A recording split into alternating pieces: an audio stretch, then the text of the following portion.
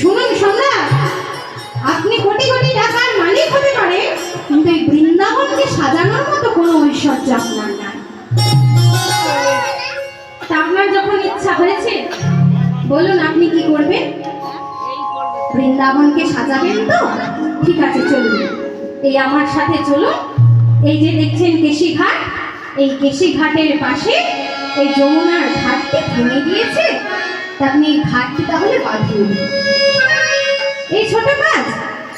আমি ভাবলাম কোথায় সোনা মণি মানিক্য দিয়ে জহরত দিয়ে বৃন্দাবনকে সাজাবো, আপনি বলছেন এই কেশিঘাটের পাশে যমুনার ঘাটটা বাঁধিয়ে দিতে। ঠিক আছে, কাল সকালে আমার লোকজন চলে আসবে দিল্লি থেকে, এই ঘাটকে বাঁধিয়ে দেবে। এই যথারীতি পরদিন সকালবেলায় ওই দিল্লি থেকে লোকজন পাঠিয়ে দিয়েছে, এই কেশিঘাটের পাশে যমুনার ঘাটটি বাঁধছে। যতবারই বাঁধতে যায় ততবার এই যমুনার একটু করে ঢেউ দেয় আর এইভাবে 10 বার হলো আর ভেঙে গেল। সংবাদ গেল দিল্লিতে। সম্রাট প্রধান্বিত হয়ে বললেন, তোমরা কি করছো? একটা ঘাটকে বাঁধিয়ে দিতে পারো না? আবার নতুন করে তৈরি করো।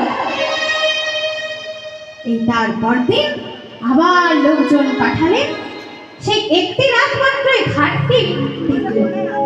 পরদিন সকালে আবার ঘাট ভেঙে যা তা হলো। এইবার সম্রাটের চৈতন্য হলো। এইবার সম্রাট আকবর তার ওই সম্রাটের বেশ ছেড়ে দিয়ে ফকিরের বেশে এসে সনাতন গোস্বামীর চরণে আছাড় খেয়ে চোখে নয়নের জলে ধারা হয়ে যাচ্ছে। আমি ভুল করেছি। তখন সনাতন গোস্বামী বলছেন, সম্রাট এসো আমার হৃদয়ে এসো, আর তোমার স্থান আমার চরণে নয়, এবার তোমার স্থান হলো আমার হৃদয়। সম্রাট বলছেন, প্রভু আমি যখন প্রথমে এলাম আপনি আমাকে চরণেও স্থান দিলেন না, আর এখন আমাকে হৃদয়ে স্থান দিচ্ছেন কেন? কেন জানেন সম্রাট? তখন তুমি এসেছিলে রাজা হয়ে, আর এখন এসেছো ভক্ত হয়ে, পরম ভক্ত হয়ে।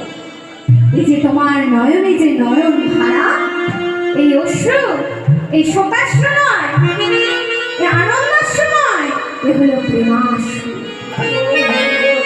তোমার হৃদয়ে প্রেম ভক্তি উদয় হয়েছিল। এইবারে তুমি চলো, যমুনার ঘাট সুন্দর ভাবে বাঁধানো। এই সেই দিন সম্রাট বৈষ্ণব হয়ে, পরম ভক্ত হয়ে যখন ওই যমুনার ঘাটকে বাঁধাতে গেলে, নিজে দাঁড়িয়ে থেকেই যমুনার ঘাটকে বাঁধিয়ে দিলেন। সেই দিন থেকে আজও ওই যমুনার ঘাটে লেখা আছে সম্রাটের নাম, আকবরের নামাঙ্কিত সেই কেশিঘাটের পাশে যমুনার ঘাট।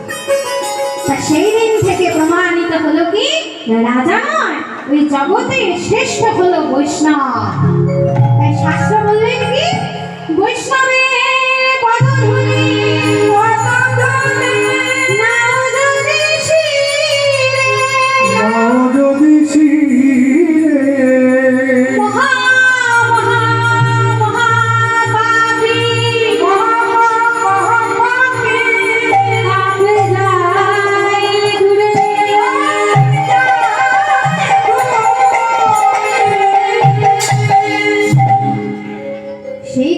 প্রমাণিত হলো জগতের শ্রেষ্ঠ হলো বৈষ্ণব।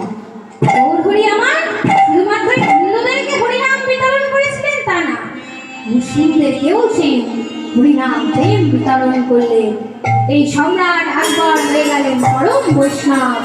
তিনি সেই দিন ওই বৃন্দাবন থেকে ফিরে দিল্লিতে এসে বৈষ্ণব বড়কর্তা হয়ে পদ রচনা করলেন। সেই সম্রাট আকবর পদ রচনা করেছিলেন, তার সেই পদটি হলো জিও রে জিও মেরি মন চলি গোয়া। তাই গৌর হরি আমার সকলকে নাম প্রেম বিতরণ করলেন। তাই পদকর্তা আমার বলছে, হ্যাঁ তারে তুলনা দিতে নাহি পারি।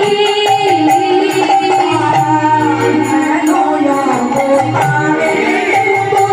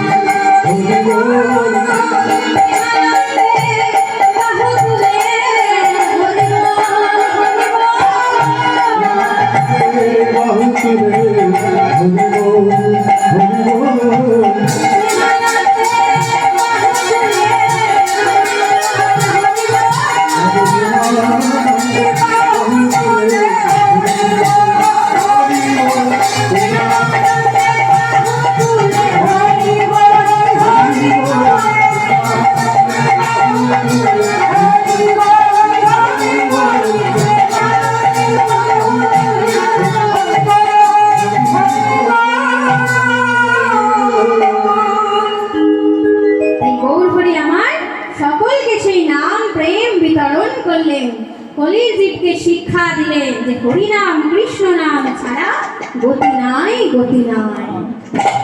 সকলেই কি সেই নাম প্রেম গ্রহণ করতে পারলেন না? তাই মায়ের আপনারা গ্রহণ করতে পেরেছেন হরিনাম কৃষ্ণ নাম? পারবে পারবে, একটু একটু করে হবে। তা পদকর্তা শেষে কলম দিলেন কি না সকলেই নামকে গ্রহণ করতে পারলেন না, তাই তিনি কি বললেন? কত জবনে